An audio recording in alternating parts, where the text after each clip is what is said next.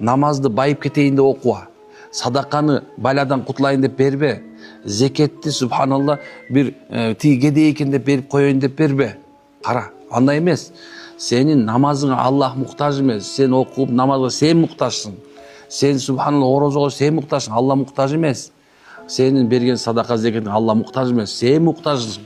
Ошо сен мұқтаж болған некен разы болуш керек екен. Сен мұқтажсың, мұқтажбыз, бәрі мұқтаж Аллаға. Демек некен Алла қабыл қылар бекен. Олия алымдар ушундай бір түшүндүрмө беришет. Дейді, силер садақа беріп қойғаныңарға ушундай бір даңдаңдап өзүңөрдү көтөрүп басып кетпегиле. Сен Алла алдырып қойғанда шүгүр айт дейді. Бирөөнө о мен ушундай бердим. Жок. Алла кабыл кылдырып қойғанда шүгүр айт. Сен намаз окуп атам деп сүйүнбөлө болду. Намазды окутуп койгондо сүйүнгүлө, машалла. Аллаху акбар. Сен зикир кылганыңа сүйүнбө, ал ошол кичинекей кылган зикириң менен 5-ти одна комната квартира алып алганда жүрбө. Алла таала ошо зикир кылдырып койгондо шүгүр айтыш керек. Кээ бир адамдар айтат го, мен зикир кылам дейт. Бирок эмнедир зикирди мындай даамын сезбей атам дейт. Десе алымдар айтат, ооба дейт. Сен даамын сездирбей эле, ошол куру болсо дагы, ошол мындай чыгып аткан желге субханалла дегенге ошого ыраазы бол дейт. Шуну кылдырып койгондо шүгүр айт дейт. Муну кылдырбайбыз деп атат элек. Көрдүкпү андай экен.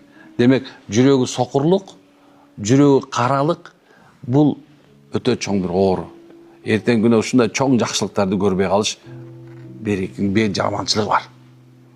Адамдар намаз окуп атып деле кээ бир убакыттарда Алла Тааланын жакшылыгын көрбөй калабыз. Чын айтам, биз мындай намаз окугандар, биз намаз окубагандарга караганда кайдыгербиз деп эсептейм мен.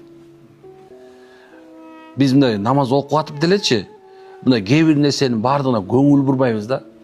Эмнеге маанавиятта эмне болуп атат, биякчакта эмне периштелердин чүгүп атканда, асына биякта жиндердин жүргөндөгүнө, асман ааламда кандай өкүм жүрүп атканда көңүл бурбайбыз да. Главное, намаз дарат алып эле, короче, эй, братан, болот а, нормально кепте намаз окуп, бей братан деген монча алып калганда, тигичи так 500 сом, 200 сом, 500 сом, биздики бар, мындай. Ушундай да мындай. Биз туманда жүрөбүз да.